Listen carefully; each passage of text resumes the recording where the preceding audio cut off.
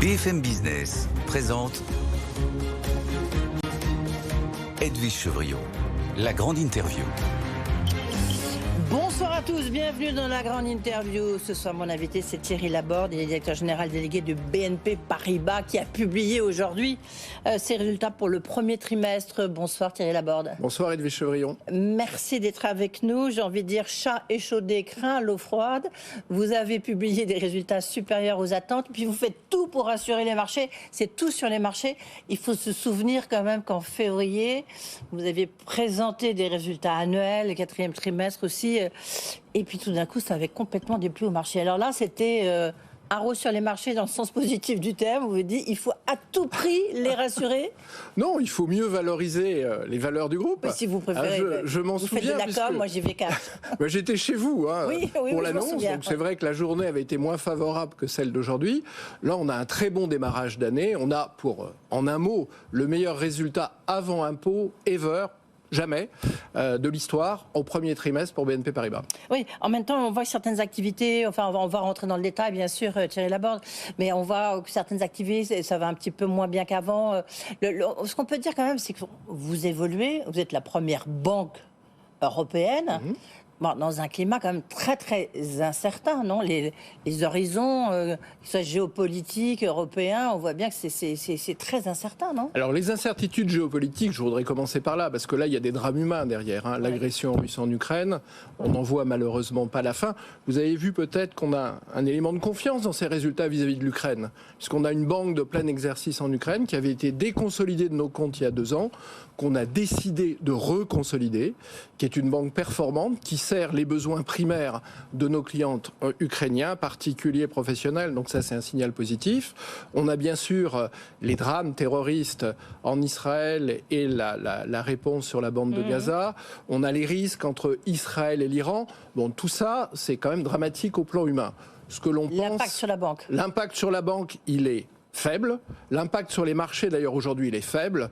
Les marchés anticipent qu'il n'y ait pas de généralisation, de contamination de ces risques géopolitiques. Oui, mais en même temps, Thierry Laborde, lorsque nous, ici, on reçoit beaucoup de...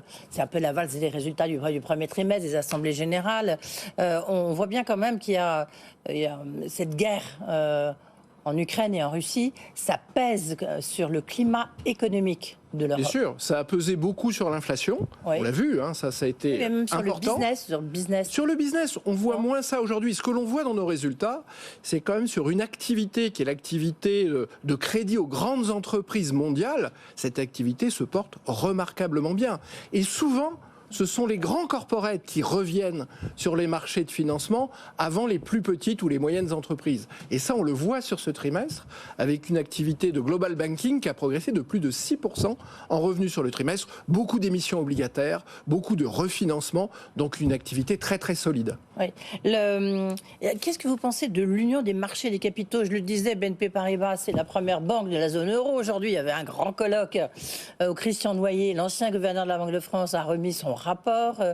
Qu'est-ce que vous pensez ? Parce que moi, je dois reconnaître que j'ai du mal à être convaincu par ce que dit Bruno Le Maire, notre ministre de l'économie, que je recevais hier. Pour lui, l'UMC, c'est un peu la panacée en disant c'est comme ça qu'on pourra éviter le déclassement européen parce qu'on pourra faire des grandes entreprises. Là, ça nous bloque. Emmanuel Macron, dans son discours tout à l'heure à la Sorbonne, y a fait allusion. Alors, ils ont raison. La grande banque de la zone euro. Ils ont raison. Ça fait 20 ans que l'Europe est en retard sur les États-Unis pour avoir des marchés de capitaux, c'est-à-dire du financement long, pour financer quoi ?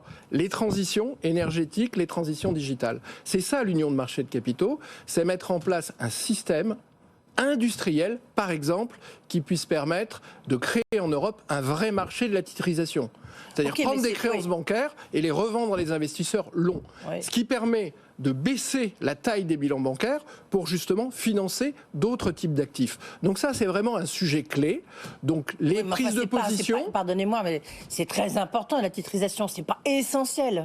Si. Pourquoi ? Parce que ça permet de redonner de l'allant au bilan bancaire. Ça permet d'avoir des investisseurs longs, des investisseurs institutionnels, internationaux, européens, qui viennent acheter ces créances sur le marché européen. Et ça permet aussi d'orienter l'épargne des Européens qui est importante. L'épargne des Européens, c'est des centaines, des milliers de milliards d'euros vers des actifs européens et en particulier des actifs de la transition énergétique. Donc c'est vraiment quelque chose de clé et nous nous réjouissons que les pouvoirs publics, en France, en Allemagne en particulier, se soient saisis de ce sujet.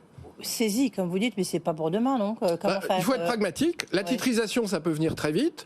Un label sur un produit d'épargne européen qui fixe, sans vouloir harmoniser les conditions fiscales dans les différents pays européens, mais qui donne... Parce que là, on n'y arrivera pas tout de suite. Ça, on n'y arrivera pas tout de suite. Ça, c'est une gageure. Ça, c'est une gageure.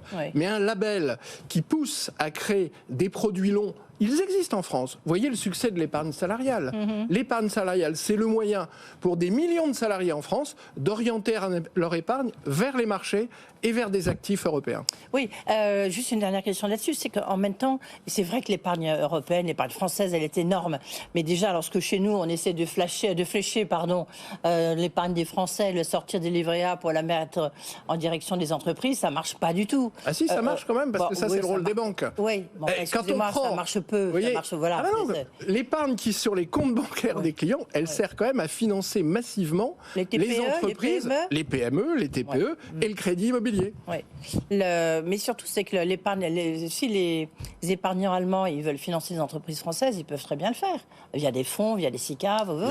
Donc, on n'a pas besoin d'un grand marché et d'une union des marchés des capitaux. Mais que les grands pays européens se mettent d'accord pour avoir un label qui permette d'avoir... Soyons modestes. Voilà, mais pragmatique, efficace tout de suite. Titrisation, label pour flécher l'épargne. Oui.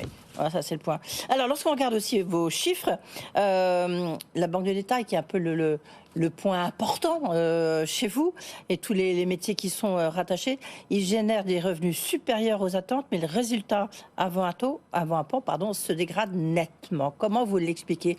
Est-ce que c'est le coût du risque?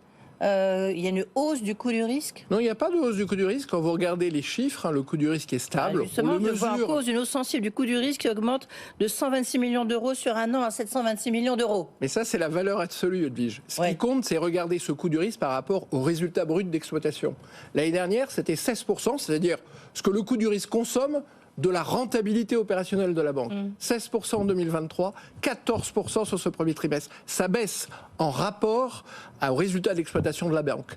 Et vous ne trouverez objectivement aucune banque en Europe qui a un rapport aussi faible, aussi petit que le nôtre entre le coût du risque et la rentabilité opérationnelle. Donc pour vous, il n'y a pas de hausse du coût du risque, les entreprises vont bien, en tout cas, les vôtres. Je ne sais pas, vous êtes dans Atos, pardonnez-moi, vous êtes dans Altis, vous êtes dans Casino, vous êtes dans tous les dossiers un peu difficiles du moment, on va dire. Eh bien, malgré cet élément, vous regardez très exposé, vous êtes la banque la plus exposée chez Atos et chez Casino. Oui, mais vous regardez on ne commande pas les situations individuelles, vous le savez, mais quand vous regardez sur période longue, le coût du risque consomme une très faible partie de notre rentabilité opérationnelle. Il représente moins de 30 bips, 0,30% des encours de crédit. Vous voyez, c'est très faible. Mais quand on regarde la hausse des taux, on voit bien, parce que là, c'est des retournements. Alors, il y a des situations évidemment très différentes.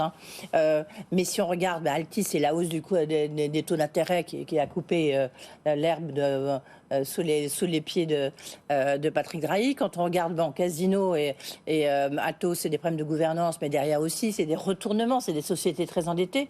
Est-ce que pour vous, ça y a des inquiétudes là-dessus? Non, il n'y a pas d'inquiétude. Il y a de la gestion de dossier, comme on sait le faire auprès de tous nos clients. Quand un client a un endettement un peu élevé, non, c'est pas de la com. On l'accompagne et on sait gérer ces situations. En revanche, ce qui me semble important, c'est quand même une perspective aujourd'hui en Europe, avant les États-Unis, d'une baisse des taux qui devrait arriver au mois de juin. Et donc ça, c'est un signal très positif pour deuxième semestre de l'année 2024 et 2025, avoir une croissance plus soutenue.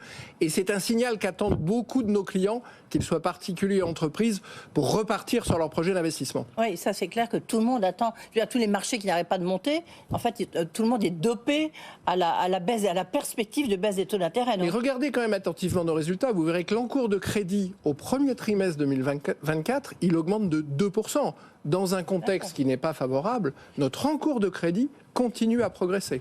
Est-ce que quand même, lorsqu'on regarde vos résultats, justement, la banque le retail banking souffre un peu. Est-ce que c'est une tendance un peu sur le long terme? On voit que la banque de détail, ça devient quand même un exercice très compliqué. Alors la banque de détail est moins profitable aujourd'hui qu'elle ne l'était il y a 10 ans, mais elle est quand même très utile. Prenons le cas de la France. Et là, les Français ont quand même une chance, il faut qu'ils le perçoivent, d'avoir d'un côté une rémunération de l'épargne à 3% net d'impôt, c'est le livret A, c'est supérieur à l'inflation. L'inflation est à 2,4, donc du pouvoir d'achat quand on place son épargne. Et de l'autre côté, d'avoir un pouvoir d'achat sécurisé par le crédit immobilier à taux fixe. C'est des centaines de milliards de pouvoir d'achat aux Français, parce que le stock de crédit immobilier n'a pas été impacté par la hausse des taux. Oui, tiens, c'est ce qui explique justement cette baisse. C'est une des raisons du départ de Marguerite Bérard qui dirigeait cette partie-là, ou pas? Marguerite Bérard, on a beaucoup apprécié les 5 ans de collaboration avec moi j'ai cru que vous allez me dire on a beaucoup apprécié son départ. Ah non, on a beaucoup apprécié, elle nous a beaucoup apporté. Elle a choisi d'orienter sa carrière différemment. Et vous avez pu noter qu'on a une capacité de relève de qualité, puisqu'on a aujourd'hui à la tête de la Banque commerciale en France une jeune femme, Isabelle Locke, de grand talent. Oui, ça c'était pour montrer qu'évidemment, vous allez la relève est toujours là. Et c'est important, c'est un signe positif. C'est parce que, je ne sais pas, c'est la question de la succession de Jean-Laurent Bonnafé n'est pas un sujet qu'on doit aborder? Ces sujets, ils sont abordés dans les discussions du Conseil. Ces successions sont préparées, comme vous avez pu le constater lors du départ de Marguerite Bérard. Tiens, comment se passe l'intégration des clients d'Orange Bank? Écoutez, ça se passe bien, puisque en ce moment, hier plus exactement, Hello Bank a dépassé les 900 000 clients en France. C'est 3 millions de clients en Europe, 900 000 en France, et nous serons à 1 million de clients en France à la rentrée prochaine en septembre. D'accord, et donc ça fait plus combien dû à Orange en fait? J'ai plus les chiffres en tête. C'est 32% sur le premier trimestre, une partie est liée à Orange, mais plus 32% sur le premier trimestre. Donc ça se passe très bien. Ça se passe bien, oui. Ce sont des chiffres très significatifs. Et tiens, parce qu'on sait qu'HSBC, donc on sait qu'il n'existe plus, retour à CCF, au CCF, est-ce que vous avez... est-ce que, je sais pas, il y a des clients un peu perdus d'HSBC qui sont eu, autant aller chez BNP Paribas? Écoutez, on a un modèle qui peut servir ce type de clients, puisque ce sont des clients patrimoniaux, c'est le modèle de BNP Paribas. Donc voilà, si un client dans l'enseigne qui le sert aujourd'hui n'était plus satisfait, bien sûr, nous serons ravis de lui ouvrir nos portes. Oui, c'est ça. Non, mais vous ne voyez pas pour l'instant et vous n'avez pas vu de mouvement significatif. C'est ça, c'était plutôt ça ma question, non? On voit des petites choses, La banque d'investissement, c'est toujours la locomotive du groupe, ce qu'on appelle la banque de financement et d'investissement. Ça progresse, mais évidemment, ça souffre sur les produits de taux. Ça souffre pas sur les produits de taux. Le premier trimestre qui est en cause, c'est un effet de base très important au premier trimestre 2023. D'accord, c'est la comparaison. C'est vraiment la comparaison des deux trimestres. Et il y a deux grands métiers. Le métier action, qui lui a très bien performé, mieux que les banques américaines au passage, et le métier de taux et de change, qui lui a un effet de base très défavorable. Tout ça va se lisser à partir du deuxième trimestre. C'est la raison pour laquelle on a pu donner au marché une guidance, une vision d'avoir une croissance de nos revenus supérieure à 2% cette année. Tiens, à propos du coup, des bons résultats, ça fait quoi des bons résultats? Ça fait beaucoup de millionnaires, de traders ou de banquiers millionnaires chez BNP Paribas. Je crois qu'il y en a eu 376, c'est ça? C'est ça, mais ça démontre... Vous êtes dedans, Thierry Laborde? Écoutez, moi c'est public, donc il suffit de regarder, c'est assez facile à trouver. Vous tapez Thierry Laborde salaire et vous avez la réponse à votre question. Mais autrement, ce qui est plus important, c'est vraiment que la banque BNP Paribas a gagné des parts de marché sur ces segments de banques d'investissement. Et le fait qu'on ait, c'est un phénomène mondial, le fait qu'on ait plus de banquiers millionnaires est quand même le témoignage de la bonne santé de cette activité chez BNP Paribas. C'est surtout... Oui, il y en a une 70, je crois, en France et 370 dans le monde. Mais c'est un métier mondial qui s'exerce beaucoup en Asie, aux États-Unis et bien sûr à Londres. Alors, comme je disais au démarrage, vous avez voulu rassurer à tout prix les marchés. Et en fait, ce que vous avez beaucoup insisté sur deux points. D'abord, sur le fait de serrer les coûts. Lorsqu'on regarde, et même ça a impressionné les marchés, en fait, les coûts sont très, très bien tenus chez vous. Écoutez, c'est important dans toute entreprise d'avoir une bonne efficacité opérationnelle. Ça va se traduire comment? Par des baisses d'effectifs? Déjà sur le premier trimestre, ça baisse de moins 1,5.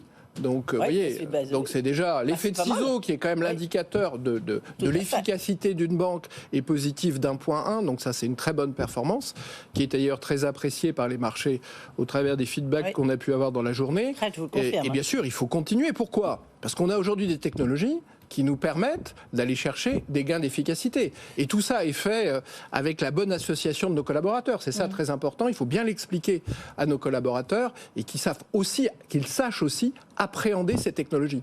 Je crois que vous allez insister aussi sur l'automatisation, par exemple des contrôles d'achat, des contrôles d'achat, et puis aussi l'intelligence artificielle qui va aider à serrer ses coûts. L'intelligence artificielle, ça représente quoi chez vous, chez BNP Paribas ? Aujourd'hui, c'est 700 cas d'usage qui fonctionnent. Ça sera 1000 cas d'usage à horizon 2025. Sur les premières générations d'IA, on n'est pas encore sur l'IA générative. Ça, on regarde, on analyse beaucoup. Et ces 1000 cas d'usage, c'est 500 millions d'euros de valeur créée. Donc c'est très significatif. Et ce qui est le message aussi important, on est très attractif chez BNP Paribas pour accueillir des talents et des experts d'intelligence artificielle parce qu'il y a beaucoup de données. Donc c'est un terrain de jeu assez extraordinaire pour exploiter ces savoirs. Alors il y a autre chose qui est aussi retenu un peu l'intérêt des investisseurs, c'est comment vous allez et vous avez utilisé, parce que vous avez votre cagnotte, la cagnotte issue de la vente de Bank of the West aux États-Unis. Là, vous avez racheté au chinois Fosun, de mémoire, vous avez racheté un assureur belge. 9%. 9%, oui. Là, j'entendais Jean-Laurent Bonnafé, directeur général de BNP Paribas, qui a dit pas d'acquisition géographique parce que finalement ça ne rapporte rien. Parce que les synergies, quand vous acquérez une banque commerciale dans un autre pays européen, c'est très difficile d'en dégager. En revanche, le capital libéré par Bank of the West est déjà réinvesti à près de la moitié. Ça c'est fait. Oui, mais il reste l'autre moitié, c'est ça qui intéresse. Déjà la première moitié est faite, Edwige, et avec la capacité que cet investissement est une rentabilité de 16% dès 2025. Donc vous voyez, quand la rentabilité de l'activité globale tourne autour de 11,5-12, pouvoir avoir ce développement, ce déploiement de capital à 16%, c'est plutôt un signal très positif. Et on va continuer à déployer les 50% restants dans les trimestres qui viennent. Et dans quoi ? Dans l'assurance, dans la mobilité, dans les paiements, dans la croissance organique aussi. Oui, on viendra nous voir parce que sur les paiements, surtout aussi. On a fait plein de choses sur les paiements. Il se passe beaucoup de choses, mais on n'a pas le temps de tout voir. Juste pour finir, justement, sur une bonne perspective pour 2024 et 2025, c'est ça aussi l'autre message qui a été envoyé, que vous envoyez. Exactement. Croissance des revenus en 2024 de l'ordre de 2 points et un résultat net supérieur à celui de 2023 en 2024. Globalement, je vous trouve assez confiant sur l'environnement économique, y compris pour les entreprises. Vous le restez sur l'ensemble de 2024 et sur 2025, parce que quand on voit quand même la croissance, les perspectives de croissance au niveau macroéconomique, tout le monde est en train de les revoir à la baisse. Donc pas chez vous. Non. Sur 2025, on est plutôt sur des perspectives à 1,5. Mais 2024, j'entends. Sur le deuxième semestre, il y a vraiment un écart entre le premier et le deuxième semestre. L'élément déclencheur, c'est le début de la baisse des taux. On pense vraiment que la BCE le fera avant la Fed et que ça devrait arriver début juin. Voilà, c'est ça, encore une fois, c'est vraiment l'échéance de juin très importante pour tout le monde. Merci Donnez beaucoup. Signal. Merci à vous. Thierry Laborde, donc directeur général délégué de BNP Paribas, était notre invité.